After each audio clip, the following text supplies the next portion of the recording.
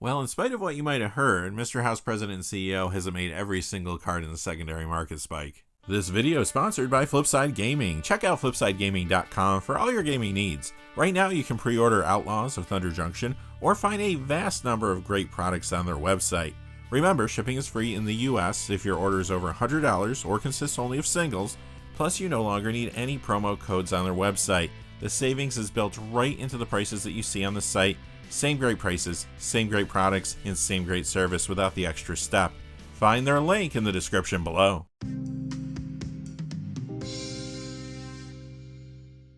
Hey there, this is John from Heroes and Legends, and welcome to another edition of the Magic the Gathering Market Watch, where today we're looking at the top 10 coldest Magic cards of the week.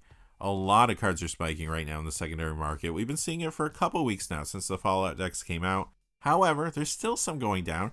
There's still some deals to be had out there, and we're going to help you find those deals. As always, our top 10 is based on a couple things.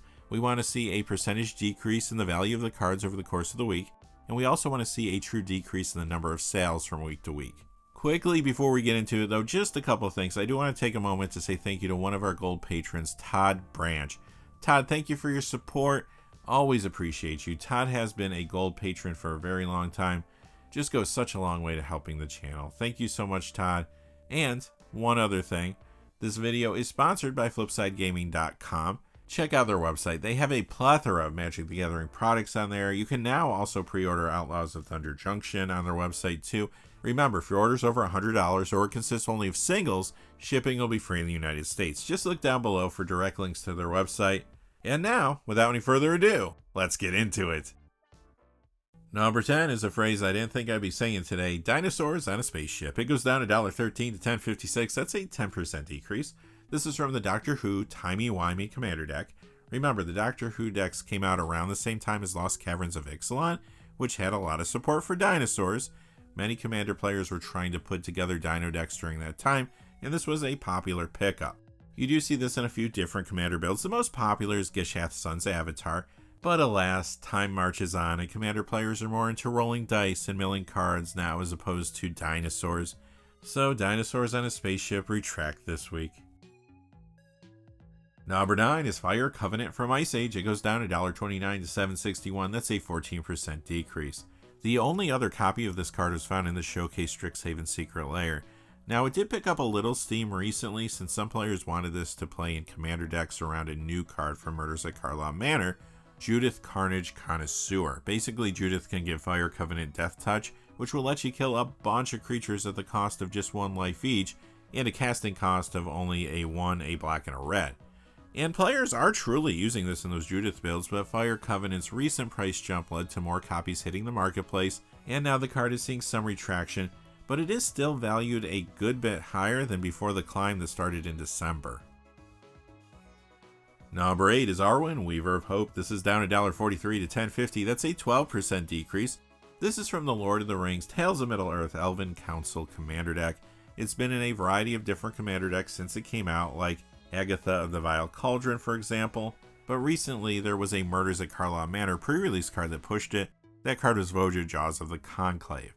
Many Commander players were building Voja decks recently, and Arwen is a good include there. Now though, the demand on cards for Voja builds is starting to relax as players have completed their decks, or they're moving on to new decks around some of those Fallout cards. Again though, the price of Arwen is still far higher than it was prior to the start of the most recent spike. Number 7 is Wolfgar of Icewind Dale. This goes down $1.45 to $3 for a 33% decrease. You're going to find this one in the Adventures in the Forgotten Realms Draconic Rage Commander deck. In the past, it has seen a little Commander play, usually in builds like Agnes the Dragon's Lash, for example. Recently, though, it started showing up in Commander decks around a couple cards from Murders at Karlov Manor. Voja Jaws of the Conclave again, and to a lesser degree, Anzrag the Quake Mole, which is from the main set. Cards that play well in Anzrag were perhaps overly spec'd on prior to its release, though. Don't get me wrong, the Anzrag builds are seeing a fair amount of play, but some other new cards have stolen its thunder, like Voja, for example. And like I said, even the cards for Voja decks are beginning to relax. Wolfgar had been climbing recently, but now it is retracting to find its proper price point. Although, again, it is still higher than prior to the spike that started in January. Number 6 is Knight-Errant of Eos. This is down $1.48 to $5.54. That's a 21% decrease. This was number 6 on our cold list last week too, stays there this week. Here's a card that increased quite a bit recently due to the play it was seeing in Standard, Pioneer, Modern, and Commander. In Commander, it gets a little play. You see it at times in Karametra, God of Harvest decks, for example. In Modern, Pioneer, and Standard, however, you see 4 copies of these in the main of those Boros Convoke decks. And yes, those decks see play in all 3 of those formats. Additionally, it's in Standard Azorius Soldiers as well. However, now this is retracting into a more stable price point after the recent increases. Again though, it's still higher than where it began pre-spike. Number 5 is Ripples of Potential, down $1.69 to $19.79. That's an 8% decrease. This was on our hot card list the last 2 weeks. In fact, it was number 2 last week. It is from the Lost Caverns of Ixalan Commander deck, Explorers of the Deep.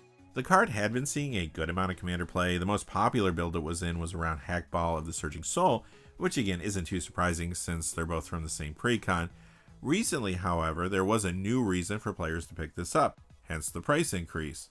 Some wanted this to upgrade the Fallout Commander deck Mutant Menace, while others just wanted to add Ripples of Potential to a fresh build around the front-facing commander from that deck, the Wise Mothman. How many times have we seen this though? A card aggressively spikes, and after a week or two more copies enter the marketplace as sellers try to take advantage of the increase. Then the card starts to stabilize into a new price point. This though too is still much higher than before it began to spike. Number 4 is Weathered Sentinels. It's down $1.70 to $8.20 this week for a 17% decrease. This is from the Streets of New Capenna Commander deck Riveteer Rampage. Traditionally, this card has seen some Commander play. Usually when it appeared, it was in Arcades the Strategist builds, but recently, Murders at Karlov Manor brought us some synergy for the classic quote-unquote creatures with Defender can attack and deal damage based on toughness strategy. We even got a new commander to build around and add Weathered Sentinels. The card was the Pride of Hull Clade. Again though, we have a situation where a card is trying to find the right price point post-spike. Weathered Sentinels is still seeing more play. Its price is still higher than pre-spike, but it is trending down again this week. Number 3 is Poxwalkers. This is down $2.66 to $7.30. That's a 27% decrease. Here's a card that was number 8 on our hot list last week. This is from the Warhammer 40k The Ruinous Powers Commander deck. Now this is seeing a little Commander play, usually around a card from the same precon, Abaddon the Despoiler. The formats that made this card hot though recently are Legacy and Vintage. Typically there's 3 copies of this in Legacy, Lionside, Diamond Dredge, and in Vintage you see this in Counter Vine and Hogak Vine. But again, a card jumps fast and it is followed by some retraction and stabilization as more copies hit the marketplace. Number 2 is a card that was also number 2 on our cold list last week. This is Ardent Plea. The Alara Reborn copy is down $102 to $12.98. That is a 7% decrease. The list copy is down $4.16 to $11.93. That is a 26% decrease. Here's another card that spiked wildly, but now it's finding its new price point as the market digests what happened. So what did happen? Well, Violent Outburst was banned in Modern a few weeks ago, leaving a hole in 2 big decks, Rhinos and Living End. Ardent Plea is the card that players were going to in order to fill the gap left by Violent Outburst in both of those decks. So it spiked aggressively. Ultimately, most likely there'll be more ups and downs with this, but unsurprisingly it came out of the gate hot as both players and speculators jumped on it. This week though, it retracts some more. And finally, coming in at number 1 is Exorcist. It goes down $6.47 to $36.25. That's a 15% decrease. Remember when this was our number 1 hot card 2 weeks ago?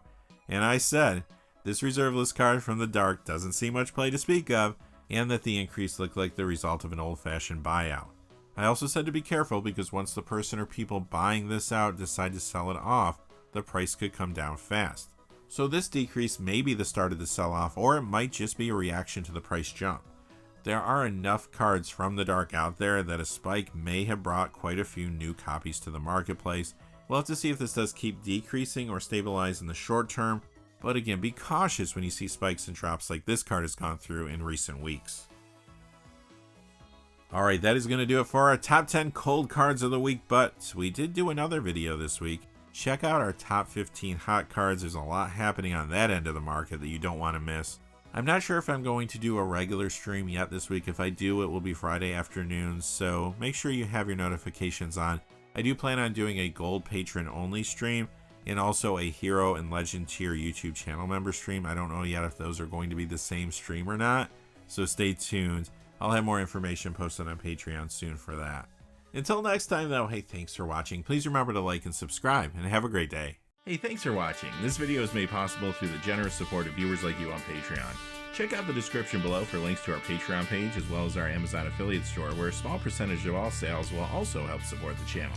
Finally, if you haven't had a chance yet to subscribe, hit that subscribe button so you don't miss any of the new videos on Heroes and Legends. Talk to you again soon, and have a great day.